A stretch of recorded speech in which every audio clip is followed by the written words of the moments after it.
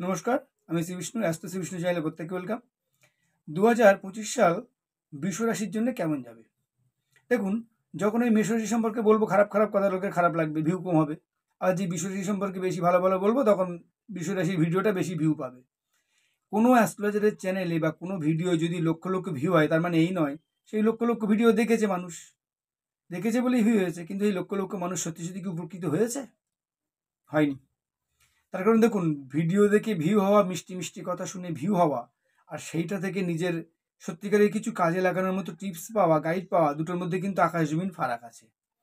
বৃষ রাশিতে আগামী দিনে ভালো সময় আসছে। আমি বললেও আসবে, না বললেও আসবে।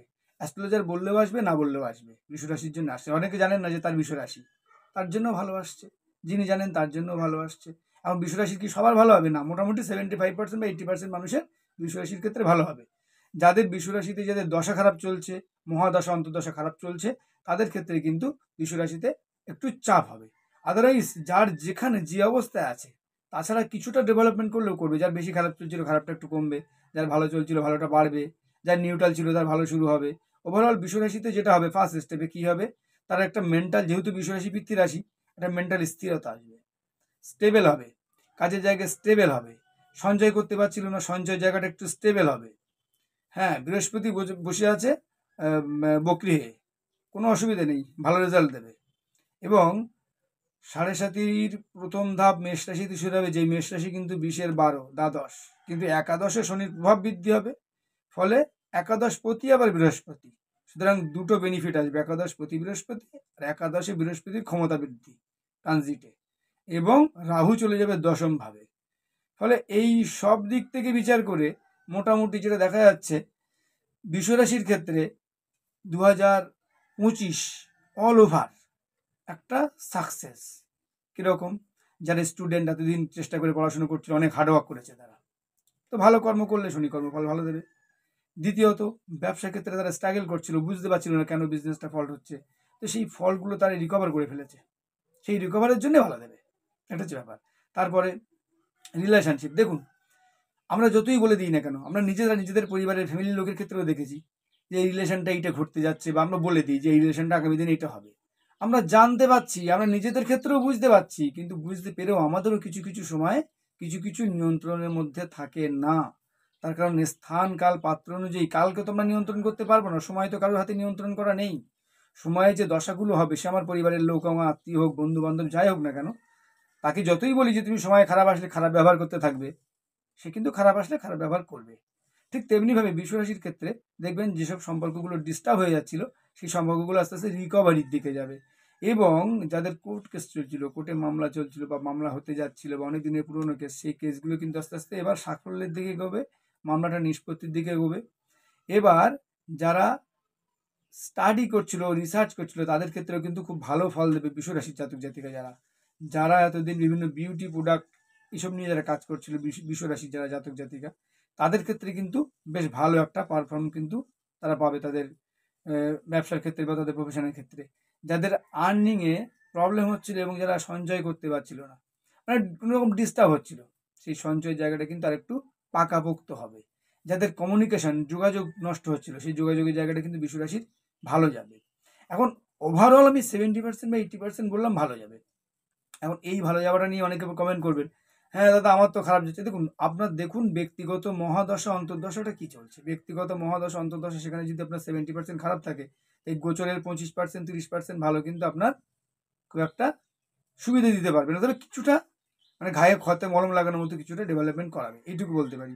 বৃষ রাশি তো অলরেডি 2.5 বছর এর আগে যে সিচুয়েশনগুলো পার করেছে, সেই সিচুয়েশনগুলোতে দেখুন বিভিন্ন প্ল্যানেটের যে ট্রানজিটগুলো ছিল, সেই ট্রানজিটগুলোতে বৃষ রাশির কিন্তু ওই গতানুগতিক চলেছে, কোথাও মাঝারি, কোথাও ভালো।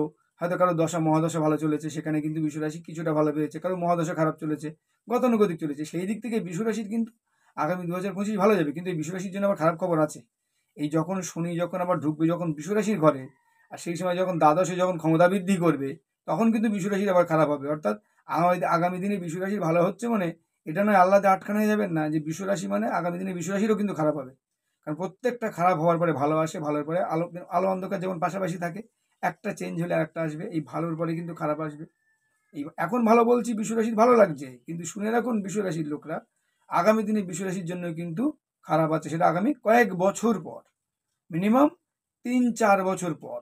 কারণ সাড়ে সাথী 2.5 বছর পরে আবার বিশ্বরাশিতে স্টেপ শুরু করবে, তখন সাড়ে সাথীতে প্রথম চরণ শুরু করবে শনি, তখন থেকে কিন্তু বিশ্বরাশির জন্য আবার একটু চাপ তৈরি হবে। সেটা পরে আগামী 2.5 বছর 2 বছর মোটামুটি শনির দিক থেকে মোটামুটি বিশ্বরাশি বেনিফিট পাবে। হ্যাঁ, এবং রাহু কেতু যা পজিশন বসে আছে সেক্ষেত্রেও বিশ্বরাশির মোটামুটি একটা বেনিফিট এনে দেবে। অল ওভার যেহেতু বিশ্বরাশির মোটামুটি সিচুয়েশন ভালো, এই ভালো সিচুয়েশনে ভিডিও বেশি বড় করার দরকার নেই, তার কারণ মোটামুটি বুঝতে পেরে যাবে বিশ্বরাশির লোকরা এমনি মানুষের সঙ্গে ভালো ব্যবহার করতে থাকবে, বিহেভিয়ার ভালো করবে, ভালো কমিউনিকেশন করবে। হ্যাঁ, যদি কেউ ব্যাঁকাটারা কথা বলেও দেয় তার এগনেস্টে গিয়ে উল্টোপাল্টা মন্তব্য করবে, নিজের বাক সংযম হবে। সব দিক থেকে বিশ্বরাশি একটা নিজেকে কন্ট্রোল করে একটা স্কেলে নিয়ে এসে নিজেকে একটা ট্র্যাকে, একটা সঠিক একটা ডেস্টিনিতে পৌঁছানোর জন্য একটা সঠিক ট্র্যাক দিয়ে যাওয়ার চেষ্টা করবে। কিন্তু অন্যান্য রাশির ক্ষেত্রে সেটা আবার হবে না। অল ওভার বলা যেতে পারে বিশ্বরাশির সব দিক থেকেই মোটামুটি অল ওভার ভালো। এখন এই যে গোচর বিচার বা আমরা যে বিচারগুলো করছি, এই বিচারগুলো কিন্তু অল ওভার বিচার দেখতে হবে, জেনারেল বিচার, মানে এখানে কিন্তু না পার্টিকুলার ব্যক্তি আলাদা আলাদা করে কিন্তু বিচার করা হয় না, এটা অল ওভার বিচার। এবার অল ওভার বিচারে কি হয়, 70% মানুষের মোটামুটি মেলে, আর বাকি 30%-20% মানুষের কিন্তু মেলে না। তখন তারা বলে আমার তো বিষয় খারাপ যাচ্ছে, তো খাচ্ছে, এই বিষ রাশি মানে খারাপ, ওই রাশি মানে, কোনো রাশি খারাপ না, সব রাশি ভালো যদি তার সময় ভালো চলে, রাশি ভালো। আর যখন ভালো সময় চলে তখন কি করবে দেখবে, লক্ষ্য করে তারা মন্দিরে যায়, ঘন ঘন পুজো দেয়, এটা সেটা ওটাগুলো করতে থাকে। হ্যাঁ, আবেগে করে, ভালোবেসে করে, ভক্তিতে করে, শ্রদ্ধায় করে, ভয়ে করে, করে।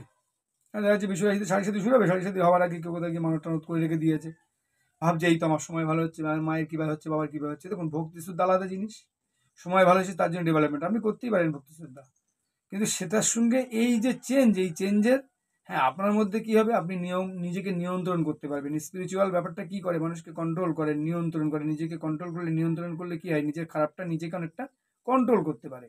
কিন্তু এরকম না কোনো মন্দিরে গিয়ে গাদা গাদা ফুল চড়িয়ে দিয়ে আসলে রাতারাতি আপনার সব কিছু ঘুরে যাবে, এটা হচ্ছে ব্যাপার। তো বিশ্বরাশির অল ওভার মোটামুটি ভালো যাবে। ভিডিও বেশি বড় করলাম না, প্রত্যেকে ধন্যবাদ।